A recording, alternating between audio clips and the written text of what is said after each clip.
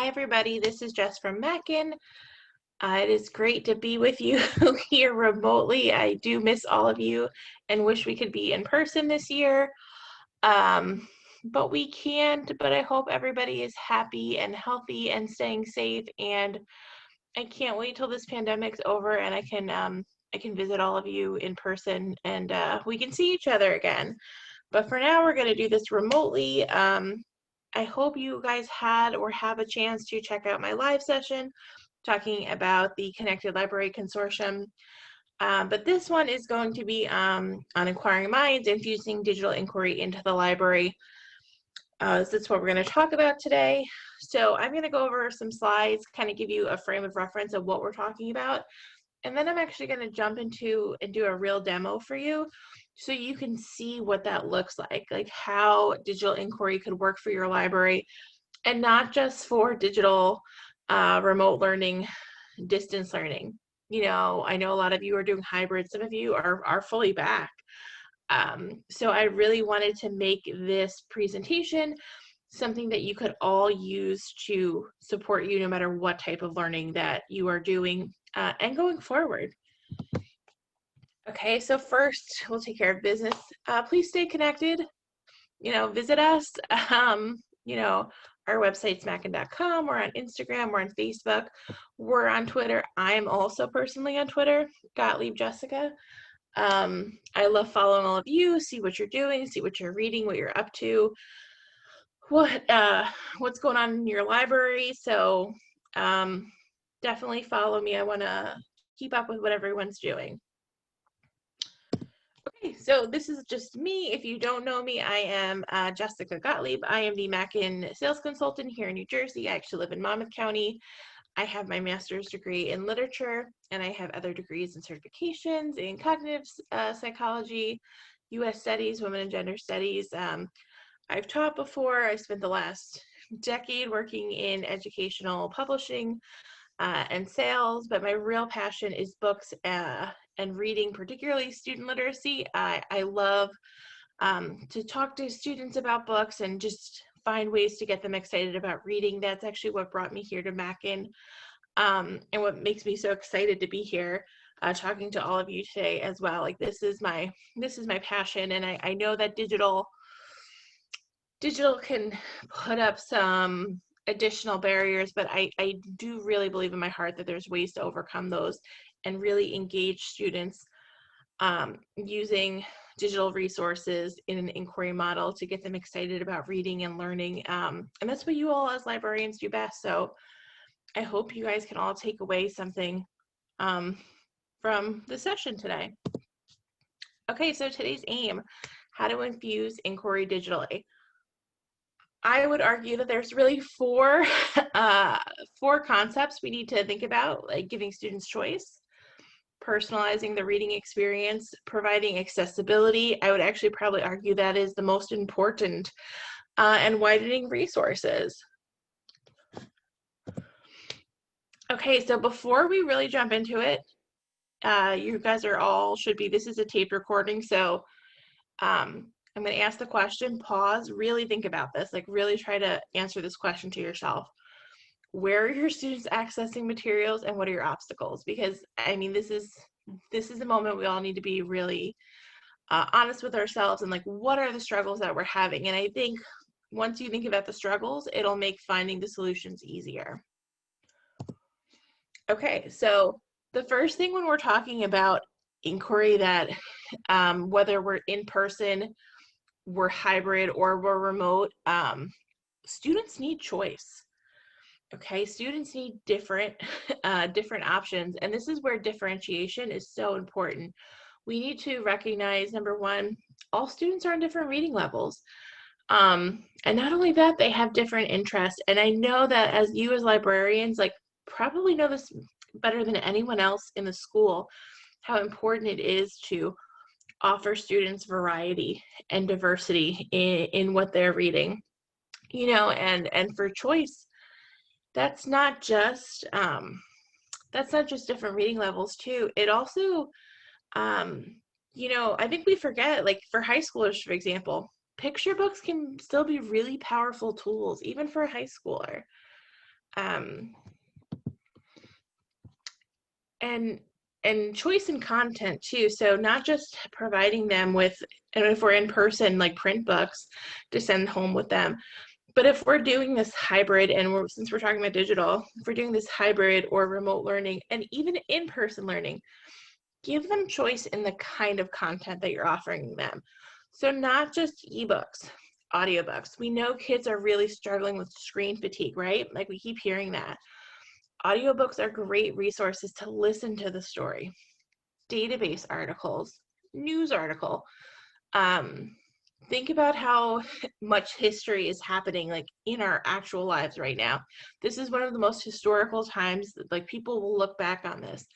I'm sure that you have some students who are into what's going on with all the issues around politics and equity issues, social justice movements. So consider giving them options as well, for nonfiction.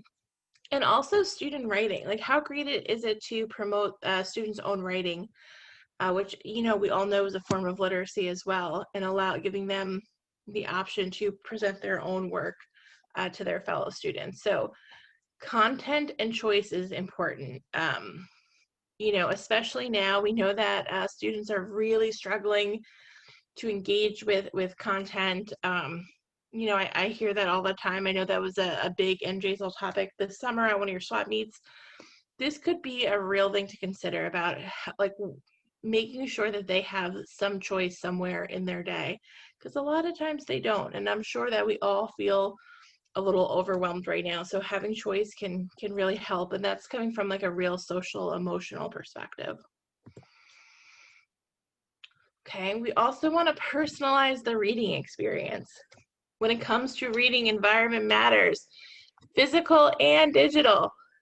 And when I say physical, when they're in your library, I know you all have like really, well, a lot of you have been really working really hard on doing like different seating, different, you know, the comfy chairs and just the different options when they come into your physical library. You know, we know that furniture can really matter. The same is true digitally. You know, tell them to take their device, their Chromebook, their iPad, their whatever they're working on, you know, and go find somewhere comfortable. Maybe go find somewhere, if it's an option for them, somewhere that is away from their brothers and sisters and the pets, like away from the distraction. So when they're doing this digital inquiry research, or they're just reading a book for fun, that they have a place, a time, something that is personal to them that they can associate with the learning process or with the reading process that that is theirs. Okay, and then tap into your readers. Customize what you do for them. If your students are interested in social justice topics, find them resources. Let their passions guide you. Again, I think this is probably more prevalent and important now than any time in history. Give students. We're going back to the concept of choice, right? So help students find resources that are going to work for them. And when we're talking about inquiry and digital inquiry, if we're doing social justice topic, social justice, or what's the one I always hear for middle school and high school? I know students always do the persuasive essay. They have to pick a topic. Usually it's something going on in the world. If they're interested in social justice, maybe find some of those argumentative books, those persuasive books that'll around those specific topics, finding database articles, finding videos for them, something that's geared to what they're interested in. Just placing a digital text in front of a student is not enough. We must purposefully teach our students how to navigate it. We must guide our students to think about what they need to be able to do and how they will use the text and various tools. This is really important. We think that, students are very great with tech, and they are, but there's a difference between being tech savvy and tech comfy. students are tech comfy. They know how to turn on a device, they know how it operates, but it doesn't mean that they know how to use all the tools. And when we're talking about inquiry, that usually means that there's a very specific academic purpose and focus in mind. So it's great to give them real tools in real life and make sure that they're comfortable using them. Oftentimes, like, they're going and they're playing around, but that doesn't mean that they know how to do everything. And we teach students to read print books. We have to teach students how to read digitally as well. That is something that still has to be remembered. I'm going to play this video for a second. I'm going to pop us out. Digital tools.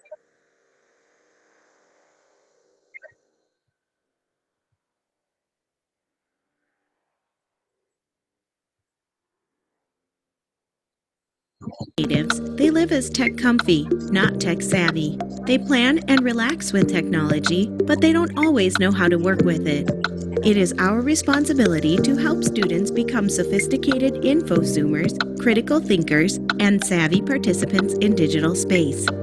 This requires a shared vision and commitment by all stakeholders in creating the conditions needed to effectively use technology for learning.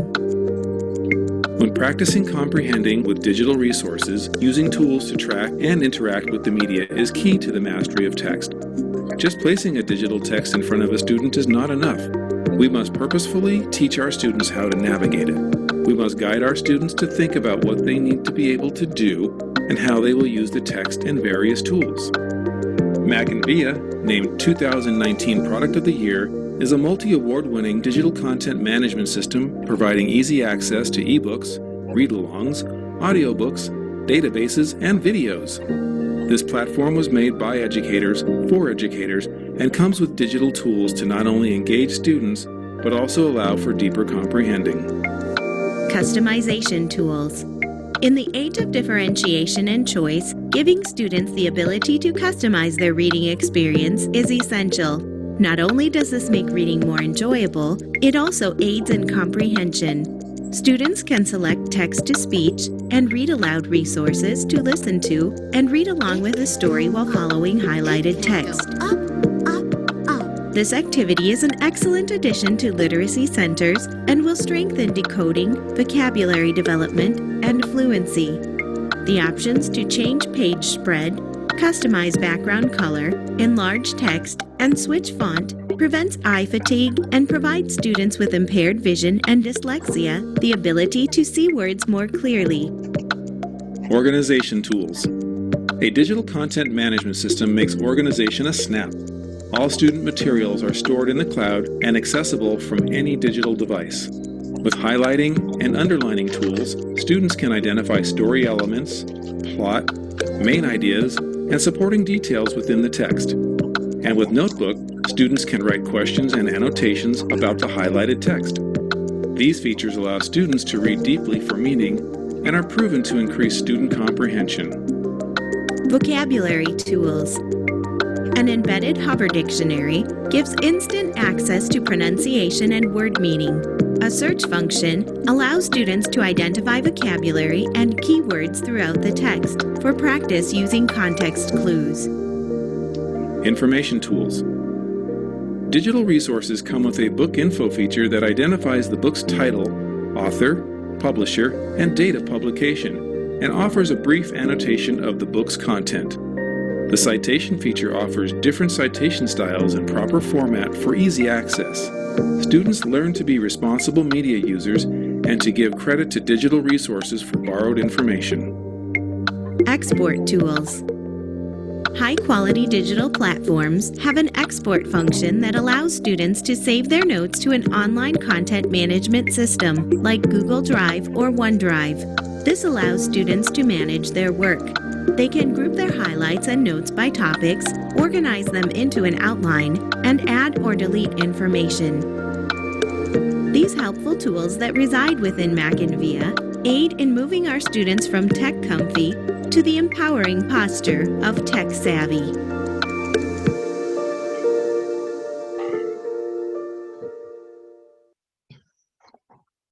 Okay, Okay, I just love that video because I think our marketing team did such a great job of putting that together and explaining personalization. Let me jump back into our presentation. I just think that's a really succinct way, and we're talking about personalization and how important that is to digital inquiry and how important it is to students, again, giving students choice and just giving them the opportunity to use digital resources effectively. So I'm gonna pop in. These are all the tools that we just saw in the video, so I'm gonna go through those. And again, we're gonna be doing like a real life demo so you could see how this actually could play out for your libraries. Okay, make it accessible. This is the third point of how digital inquiry is gonna help our students. I mentioned at the beginning, I think this is probably one of the most important ones that we could talk about, because the more barriers we put to students, the more we lose them along the way. So in making it accessible, the reader's knowledge of the world factors into making sense of print. Also true with digital. What the reader brings to the page is often the most important, is more important than the ability to read the words on the page. This is from Kelly Gallagher's Read Aside. If you haven't read that book, it's really, really good. It's on Mackin.com if you're looking for it. So making it accessible, this is how we can help students make sense of books and make sense of the words.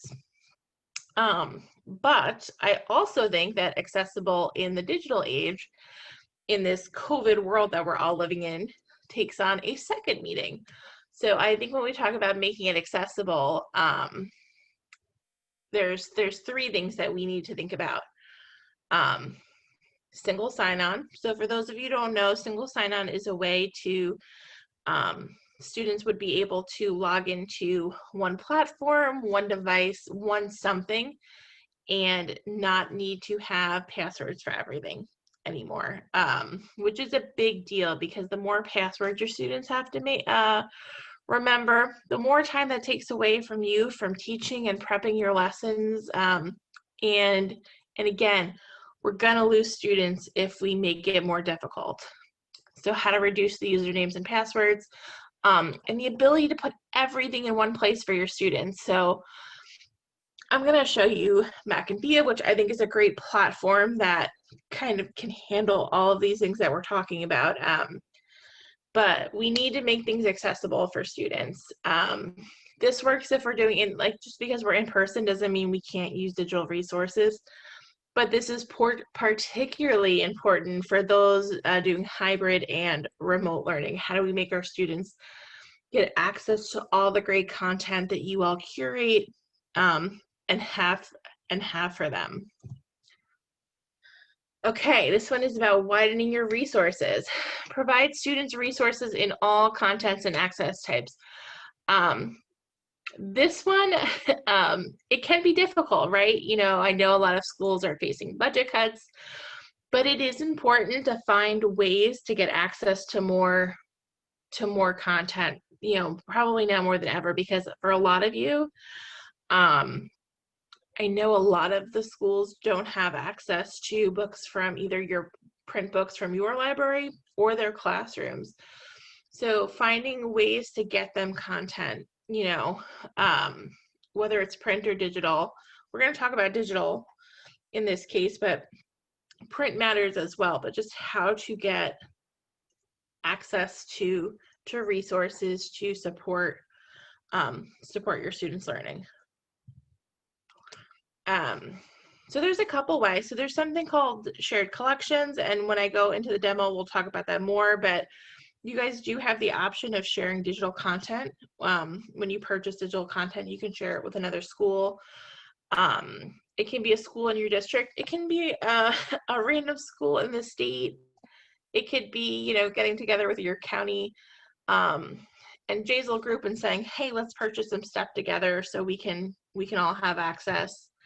There are so many grants out there. There are so many grants. I put a couple here. These are actually ones that I know people who have actually won these before. So these are real, they exist. Take a look at them. I'm going to make the slides available for all of you to have access to, but I know some of you have won these. This is why I use this. Mackin has a really great grant channel that I'll show you as well, but consider going after grants this year, probably more than any other, as a way of widening your resources. Okay, and Mackin also has a really cool distance learning essentials page, but there's what I love is that we've put a lot of like free resources from the web of really curating some great resources to do digital field trips, websites that are going to be really helpful to you as you're on this digital inquiry journey. So I'm going to pop out. Okay, and I'm going to jump in and we're going to talk about what does this look like in real life. Okay, so I am in my Mackin, my Mackinvia account. Mackinvia is our digital platform. It's free, we don't charge for it. It's a great way to, it's a great platform for a lot of reasons, but you know, I mentioned before about when we were talking about accessibility and how important I thought that was.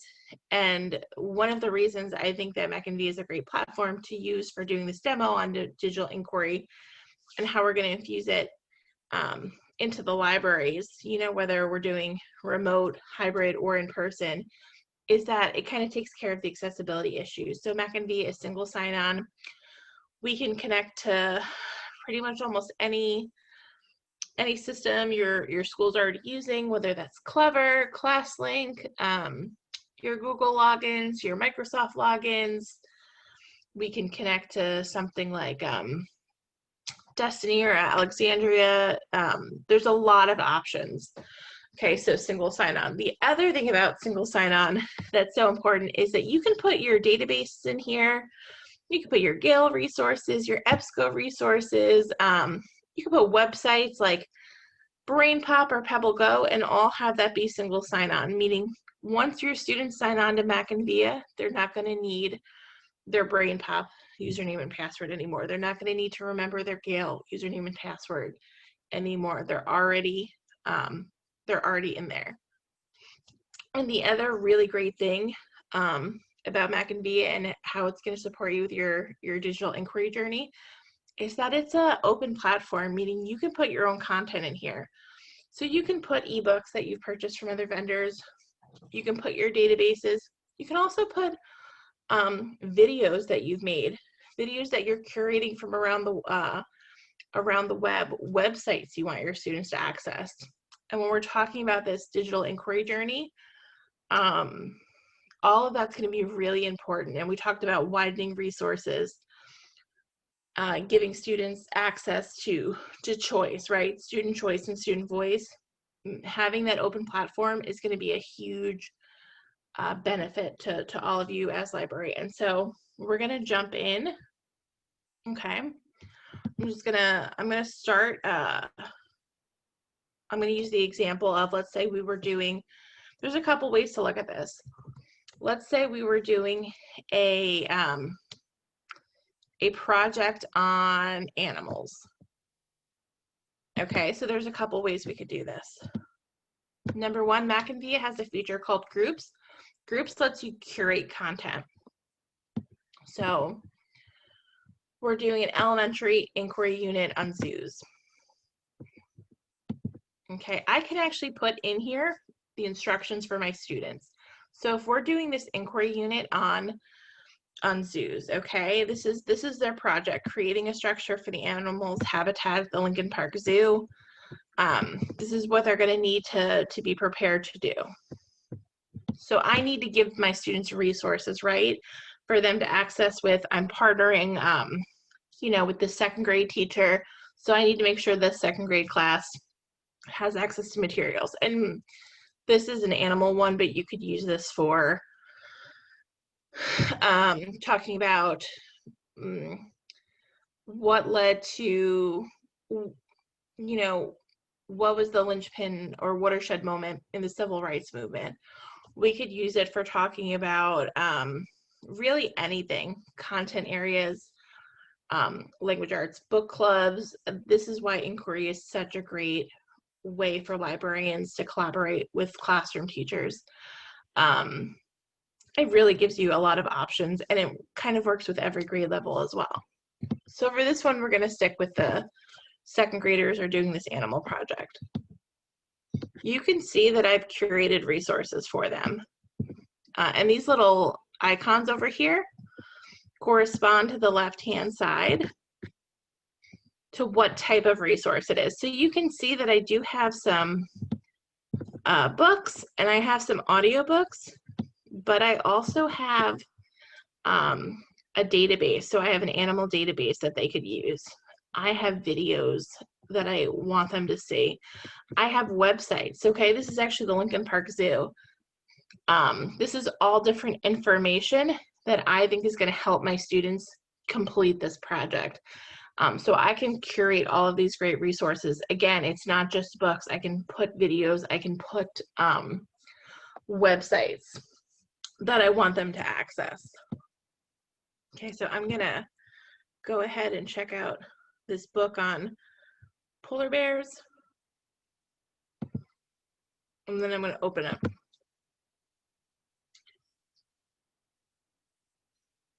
Okay. So these kind of are also some of the features. The text-to-speech, which we know is great to help our striving readers, to help our English language learners, where we'll actually read the book to the students and highlight along for them.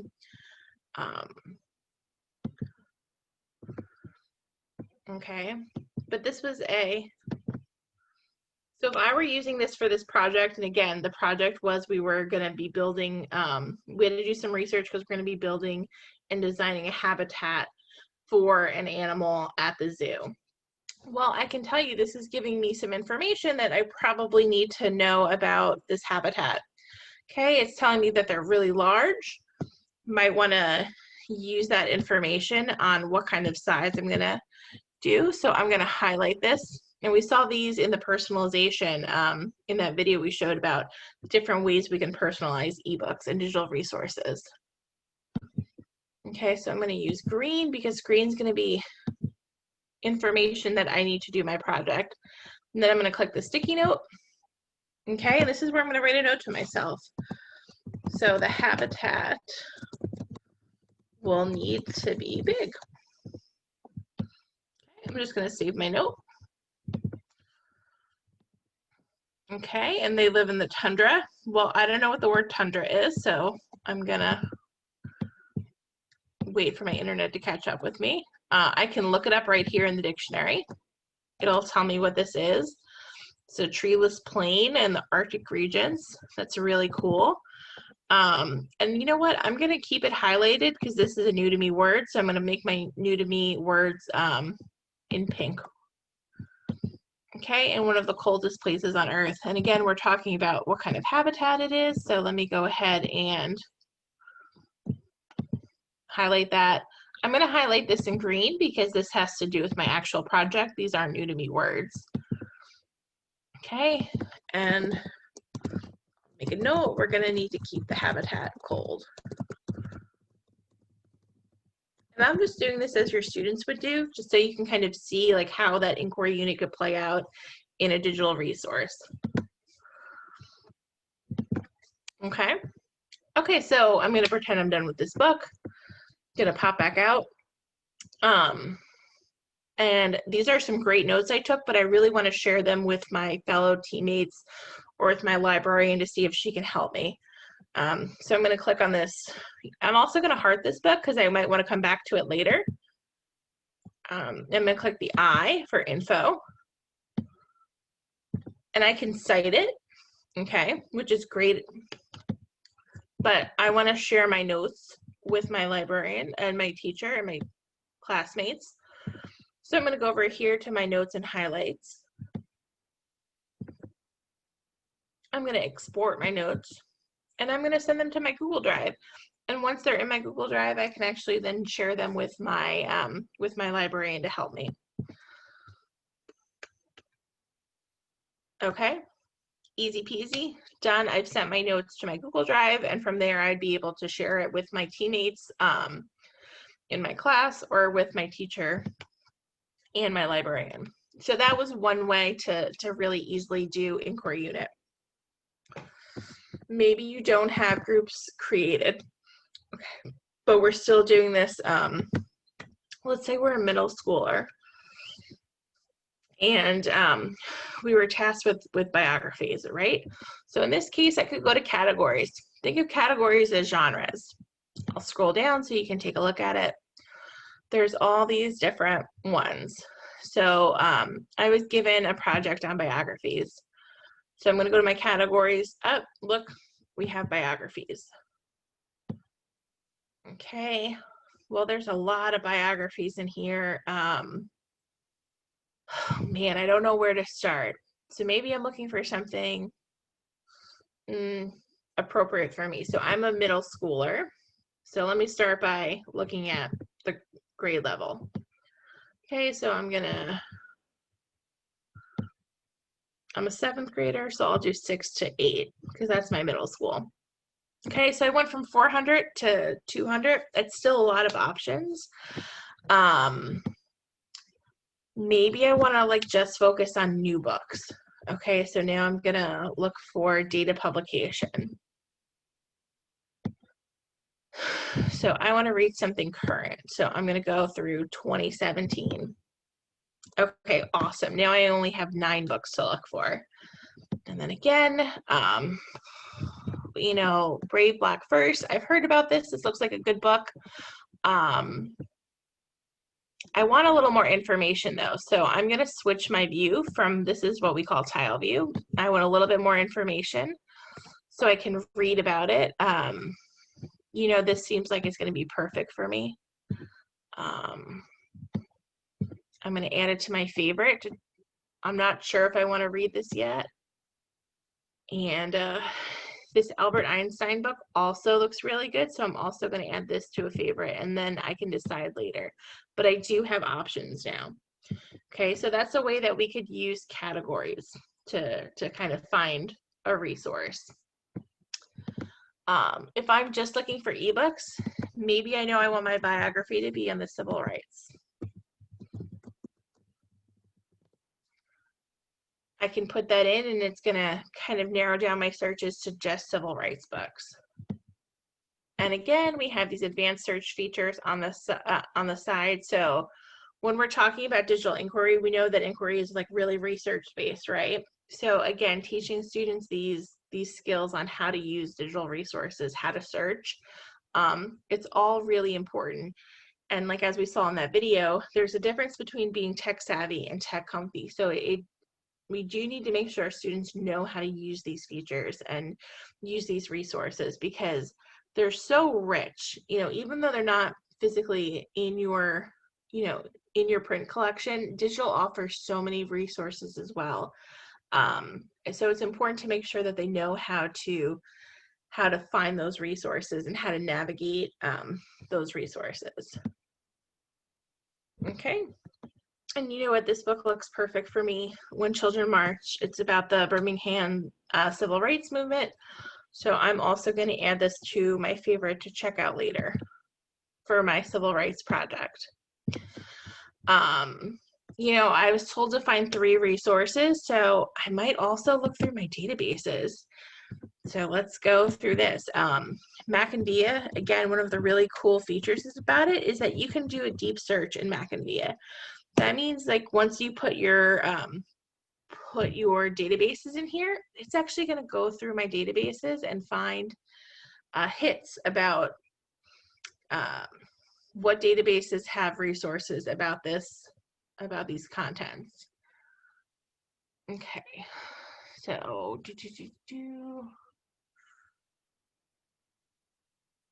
Okay, so again, I'm still that middle schooler. I'm going to go to Galen Contacts Middle School. And this is going to have all these different articles. So this is something about Ruby Bridges. I'm just going to click this one just because. And when we're talking about accessibility, notice that it opened the article directly for me. single sign-on. I didn't have to put in a username and password. Not only did it look through all my databases, but it also led me into that article directly. So I'm in that article about Ruby bridges, and now I have this, you know, if I'm supposed to be using those three resources, you know, to show my librarian, well, here I go. Here's a resource for me.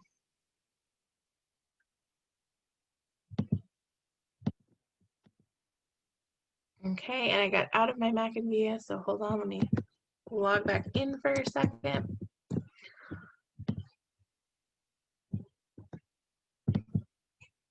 Okay, so that was databases. So we can do deep discovery through databases. Audiobooks are going to be the same as ebooks. They're going to search the same. And then remember, we talked about we can do videos and links as well. I don't know, we don't have as many videos, but this one's about Ben Franklin, but you can put videos in here. You can embed them. So there's a lot of great ways to use this for digital inquiry, for remote, hybrid, and again, also works for in-person as well. So for a lot of you, if you're trying, maybe you're trying to do a lesson on research, you could actually record yourself, take that MP4, that YouTube, or that Vimeo, and load it into Mackinvia. And the great thing about Mackinvia is, if you've ever heard me talk, you know my whole claim to fame is if it takes more than 5 minutes, nobody has time for it.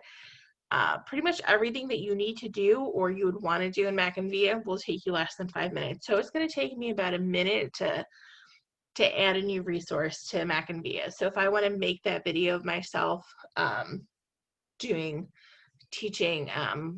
Boolean phrases, or if I'm doing teaching students how to research, I can record my video, throw it on my YouTube page, and then put that video directly into Mackinvia for my students to find. Or we're doing that lesson on the civil rights movement, you know, talking about what that project is going to entail. I can record my video about that project and again, throw it right into Mackinvia for my students to find. But I also can scour the web and get great resources for them. And the great thing about this is the students can only find resources that you have put into it. So they're not going to Google and finding, you know, the ads or Wikipedia or whatever it is. They're finding resources that you have deemed appropriate. So if I were a high school student and we were talking about, you know, the American Revolution, I could have maybe a History Channel video about the American Revolution and put it into my Mackinvia for students to be able to find under videos. And the other great thing, I'm going to open one. I'm going to use this tour from space. Also going to add it to my favorite. I'm going to view now.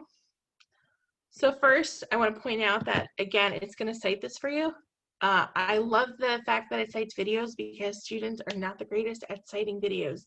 So it's done for them. They can just copy and paste right onto their works cited or bibliography page. But I'm going to just start this for a second. Notice that it's embedded on the website. It's also true with the app because Mackinvia is available both web-based and app-based. So it's embedding. And it started without any ads. So we don't have to worry about inappropriate content. And again, when we're talking about accessibility, I can put everything that my students need in one spot. I don't have to worry about inappropriate content issues. I just was able to embed it so that I'm not sending them to YouTube where they're getting distracted with, you know, baby goats in pajama videos. Like I always get distracted. Okay, and so that's videos, but we can also add websites too. And again, this is going to work just like your videos. You could add websites that you want your students to see. So for a high school class doing our inquiry project on the Holocaust, I'm using that because I see Anne Frank in front of me, we could put websites to the Anne Frank House or the United States Holocaust Memorial Museum in DC. If I'm doing a space unit with my third graders, I could put the NASA Kids website on here. It really allows you more more depth and breadth in what you're offering your students digitally. So you can have all of that. And we talked about how important that is, right? To widen your resources, to give them more options. And again, you can throw that all here in your Mackinvia, and just another example of why inquiry can help your kiddos, and why, and just how to do it in an easy and functional way to make it less difficult for your students to navigate. So that's kind of everything that we're going to go through. I hope this gave you some ideas. I hope this gave you some food for thought on different options that you might have in terms of digital resources, and how, really how they're going to support your students, how they're going to support their learning, how to get them engaged, how to get them excited about doing research when they're not in your physical buildings. And we just know this year is tough, so I just wanted to give some ideas to get them excited, and more importantly, to make it easy, because I think right now, ease of access, accessibility, again, I can't stress enough how important that is, and all of the research coming out right now about how COVID's affecting both teachers and students. We know that engagement is down, so these are some great ways to engage your students without driving yourself crazy. So before I go, I did talk about two things that I just want to share with you. So we talked about the grant channel. So I'm on Mackin.com. This is our website.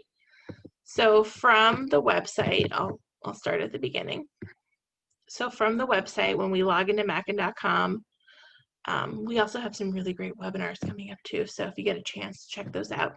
Under resources, I'm going to go to grant channel.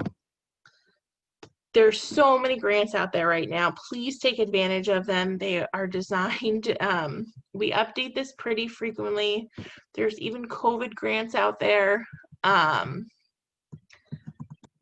usually recommend to all my librarians, like, go back, at least once a month. I actually put it on my Outlook calendar to see what's new, to share with my educators. But these are all different grants that are out there. We try to curate them pretty regularly for all of you, but might be a great way to get some new resources for your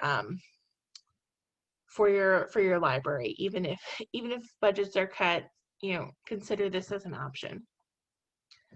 And I always like to give the story of, I have a librarian in Philadelphia from a charter school, really awesome librarian, and she actually won a $20,000 book grant. So I know people are winning grants. It's not just, no one ever wins. I know somebody who won a $20,000 grant just for books, so it is possible. And then I also wanted to show you some educator resources that we have available. So we're going to go to resources, downloads, and I'm going to have these all on the slide, so please don't worry. But I just want to show you how to navigate it. Okay, if we go down here to parent and educator resources, we have some downloadable articles. We do like research-based one-page articles, because again, my claim to fame right now is nobody has time for it. But these are some really great one-page articles done by our professional learning team. And there's a couple on digital. So this is Deepen Comprehension with Digital Tools. These are great ways to engage e-readers, how you can use Mackinvia in your classroom, what does the science say? So definitely check these out. They're just really good, quick ways to kind of get new ideas to just spice things up right now. So I'm gonna just end with my contact information. Let me go back to the top. So again, if you get a chance, definitely follow us. And my phone number and email are on here. If you have any questions, if you want to reach out, I would love to talk to you. I'll see how I could support you with everything you're going on in your library right now. And thank you for your time. Happy holidays, stay happy, stay healthy, and I hope we can see each other in person really, really soon. So thank you Thank you for everything, and I'm going to stop recording.